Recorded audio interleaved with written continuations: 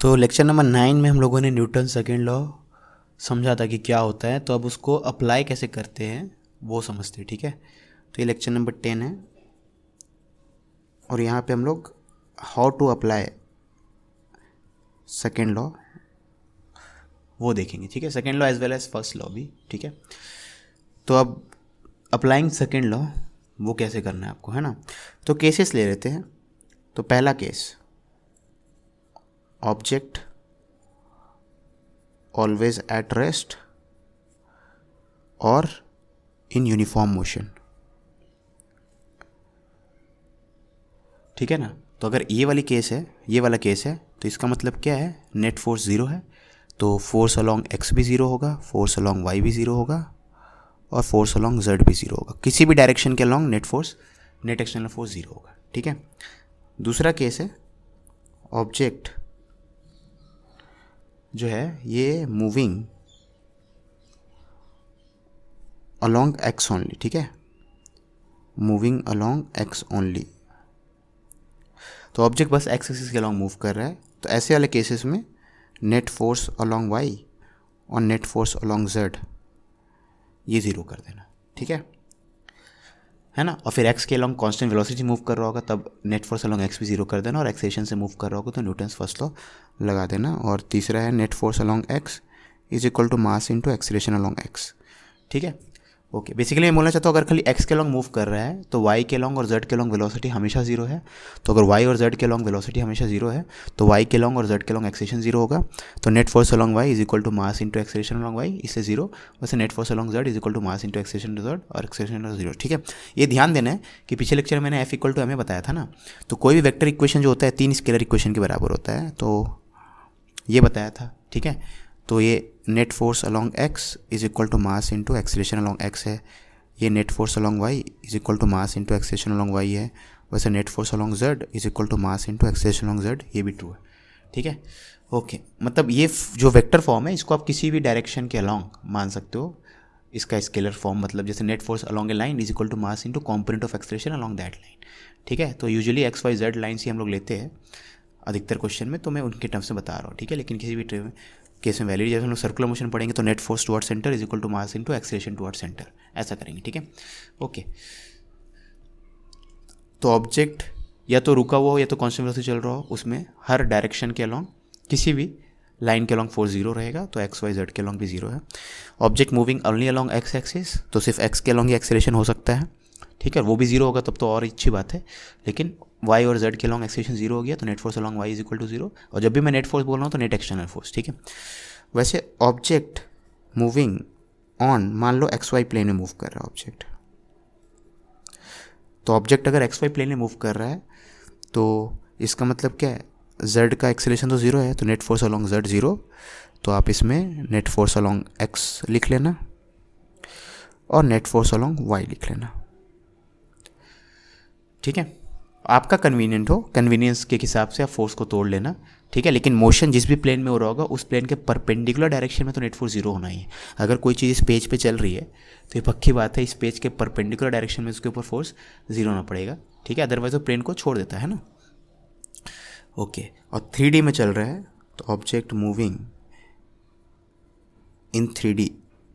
ठीक है, तो एक्स वाई जेड सबके अलॉन्ग मूव कर रहा है, तब net force along x is equal to mass into acceleration along X, net force along Y mass into acceleration along Y, और net force along Z mass into acceleration along Z, ये करना आप। ठीक है, तो इन सब का कुछ कुछ एग्जांपल हम लोग ले लेंगे एज वी गो अलॉन्ग। अभी के लिए तो एक बहुत ही सिंपल केस मैं आपको यहाँ पे दिखाऊंगा। ठीक है, तो मान लो आपको ये बोला गया है कि एक सरफेस है, उसके ऊपर एक ब्लॉक है, ये 3 kg का ब्लॉक है, इसके ऊपर इस तरफ हम लोगों ने 20 न्यूटन का फोर्स लगाया है, सच दैट ये एंगल जो है 37 डिग्री है। ठीक है और आपको बोला गया है सरफेस क्या है, स्मूथ है। तो आपसे पूछा गया है कि भैया इसके ऊपर कितना नॉर्मल लगा रहा होगा ये सरफेस, और दूसरी बात इस ब्लॉक का एक्सेलेरेशन क्या होगा। ठीक है तो हम लोग क्या करेंगे, फोर्स को, जितने ही फोर्स लग रहे होंगे उनको पता करेंगे पहले, उसके लिए फ्री बॉडी डायग्राम जो है वो इंपॉर्टेंट रहेगा। तो इसका फ्री बॉडी डायग्राम बनाते हैं। तो 3 kg के कॉन्टैक्ट में कौन है, सरफेस है, तो सरफेस सिर्फ नॉर्मल लगा सकती है क्योंकि स्मूथ है, तो 3 kg पे नॉर्मल लग रहा होगा N, ठीक है। उसके अलावा 3 kg पर 20 न्यूटन फोर्स से खींचा जा रहा है, तो ये भी कॉन्टैक्ट फोर्स है मान लो, तो 20 न्यूटन का कॉम्पाउंड ले लो, x के लॉन्ग 20 cos 37, y के लॉन्ग 20 sin 37, ठीक है ना। तो पहले तो फ्री बॉडी डायग्राम में तो आप 20 को ऐसे ही ड्रॉ करो, ये एंगल 37 है, ठीक है। ये दोनों फोर्सेस हो गए और इनके अलावा ग्रेविटेशनल फोर्स लगेगा mg 30 न्यूटन डाउनवर्ड, ठीक है। ये सरफेस लगा रहा है, ये पुलिंग एजेंट लगा रहा है, जो भी इसको खींच रहा होगा ये अर्थ लगा रहा है ना, थोड़ा टेढ़ा हो गया ऐसे, ठीक है। अब क्या करो, ये 3 फोर्सेस हो गए, फ्री बॉडी डायग्राम कंप्लीट है 3 kg, ठीक है। 3 kg को बस यही 3 फोर्स लग रहे हैं। अब फोर्सेस को x और y के लॉन्ग तोड़ दो, ठीक है। तो आप अगर n तो ऑलरेडी y के लॉन्ग है वैसे रहने दो, 30 भी y के लॉन्ग है उसको वैसे रहने दो, 20 का x कॉम्पोनेंट होगा 20 cos 37, cos 37 होता है 0.6 है ना, 3/5 ना, हाँ 0.6, तो ये 12 न्यूटन हो जाएगा। और y कॉम्पोनेंट हो जाएगा 20 sin 37, ठीक है, sin 37 ओके, नहीं cos 37 0.8 होता है, तो 16 न्यूटन हो जाएगा और ये 12 न्यूटन हो जाएगा, ठीक है। cos 37 0.8 होता है और sin 37 0.6 होता है, तो 20 इंटू 0.8 16, 20 इंटू 0.6 12 है ना।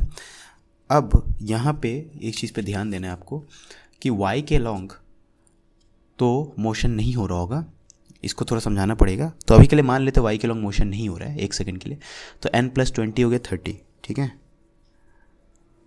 तो n+12 हो गया 30, क्योंकि y के लॉन्ग एक्सेलेरेशन 0 है, तो नेट फोर्स अलॉन्ग y 0 कर दो, तो यहाँ से नॉर्मल का वैल्यू कितना आ गया 18 न्यूटन, ठीक है। तो नॉर्मल हो गया 18 न्यूटन है ना। और x के लॉन्ग एक्सेलेरेशन निकालने के लिए net force along x divide by mass कर दो, तो नेट फोर्स अलॉन्ग x कितना है 16 है, डिवाइडेड बाय ऑब्जेक्ट कितना था 3 kg का था, ठीक है। तो इतना मीटर पर सेकेंड स्क्वायर, तो x के लॉन्ग इतना एक्सेलेरेशन है, y और z के लॉन्ग तो एक्सेलेरेशन 0 है ना। ये मोशन इन स्ट्रेट लाइन वाला केस है, ठीक है। अब आप पूछ सकते हो कि सर हम लोगों ने क्यों नॉर्मल की वैल्यू जो है वो ऐसी, मतलब हम लोगों ने y के लॉन्ग कैसे पता कर लिया कि नेट फोर्स 0 होगा, ठीक है। हो तो सकता है नहीं ऑब्जेक्ट जो है इतना कस के इसको खींचे ऊपर कि ये सरफेस से उड़ गया है ना। अब वो होने के लिए अगर इसको सरफेस से उठाना है तो n+12 बड़ा होना चाहिए 30 से, लेकिन जैसे ही n+12 की वैल्यू ग्रेटर देन 30 करोगे आप, तो उससे आपको मिलेगा n की वैल्यू ग्रेटर देन 18, ठीक है ना। तो n की वैल्यू 18 से बड़ी होनी चाहिए। लेकिन अब ये समझो ना, जैसे ये ब्लॉक जो है सरफेस को छोड़ देगा, नॉर्मल के लिए 0 हो जाएगी, और नॉर्मल की जैसे वैसे 0 होगी। नॉर्मल अगर हटा दो आप, तो नेट फोर्स किस तरफ हो गया y के लॉन्ग, यहाँ 30 यहाँ 12 है, नॉर्मल तो हट गया। जैसे कॉन्टैक्ट ब्रेक हो नॉर्मल हट जाएगा, तो किस तरफ आ जाएगा, वापस नीचे आ जाएगा, ठीक है। तो आपको ये मानने की ज़रूरत ही नहीं है कि ये कॉन्टैक्ट यहाँ पे छोड़ रहा है। अगर आप देख लो तो बेसिकली आपको ये देखना है कि नॉर्मल के अलावा जो फोर्सेस है उसमें से ऊपर वाला फोर्स बड़ा नहीं है, ठीक है, तो ये कॉन्टैक्ट नहीं लीव करेगा। अगर ये बड़ा होता है, जैसे ये 12 जो है 32 होता, तब ये कॉन्टैक्ट लीव कर देता, तब तो नॉर्मल 0 ही है। और अगर ये 12 मतलब 30 से कम है, मतलब ऊपर वाला फोर्स 30 से कम है, तो नॉर्मल बस उतना सप्लाई करेगा ताकि नेट फोर्स 0 हो जाए, ठीक है ना। तो normal is a self adjusting force, ये आपको normal is a self adjusting force, तो अपना वैल्यू को एडजस्ट करेगा, ठीक है। ओके, तो आप अगर 12 लगा रहे हो ऊपर की तरफ, तो ये 30 है, ये 12 है, तो नॉर्मल 18 हो जाएगा, ताकि 18+12 30 हो जाए, ठीक है। आप अगर कुछ और कर रहे हो, मान लो आपने 10 लगाया है, ये 10 है, ये 30 है, तो नॉर्मल कितना हो जाएगा 20 हो जाएगा, ठीक है। नॉर्मल का वैल्यू हमेशा 30 माइनस दिस के बराबर आएगा, है ना। ओके, तो ये था applying Newton second law in various situations. तो ये एग्जांपल अगर नहीं भी समझ में आए तो टेंशन मत लो, मेन आपको ये समझना है जो भी क्वेश्चन होगा इनमें से किसी कैटेगरी में ही फॉल कर रहा होगा, ठीक है। अभी मैं ये लास्ट वाला कैटेगरी, फोर्थ कैटेगरी का बात कर लेता हूँ। तो फोर्थ वाले कैटेगरी के लिए मान लो आपको फोर्स की वैल्यू दी गई है, net force 2y + 7j - 9k, और ऑब्जेक्ट का मास दिया हुआ है 2 kg। तो एक्सेलेरेशन निकाल लो ना, नेट फोर्स अलॉन्ग एक्स कितना है 2 है, 2/2, तो एक्सेलेरेशन अलॉन्ग एक्स हो गया 1, y के अलॉन्ग 7/2 यानी 3.5, और ये -9/2, ठीक है। ये तो f = ma डायरेक्टली, मतलब दोनों f वेक्टर फॉर्म में था, तो हम लोगों ने a वेक्टर फॉर्म में निकाल लिया, मतलब डायरेक्टली आपको नेट फोर्स ही दे दिया था, तो इससे सिंपल क्वेश्चन नहीं हो सकता। तो बाकी हम लोग जो एक्चुअल सिचुएशंस होंगे जहाँ पे फोर्स, नेट फोर्स डायरेक्टली दिया नहीं, आपको पता करना पड़ेगा, वो सब रहेगा, वो हम लोग डिटेल में जब क्वेश्चंस करेंगे, जब थ्योरी वाला पार्ट खत्म हो जाएगा तब देखेंगे, ठीक है। अब नेक्स्ट लेक्चर में हम लोग वेइंग मशीन का कॉन्सेप्ट समझेंगे। आप कुछ भूल रहे हो। ईमानदारी से बताना, करना है नहीं करना, करना है तो करो ना भाई, क्यों नहीं कर रहे।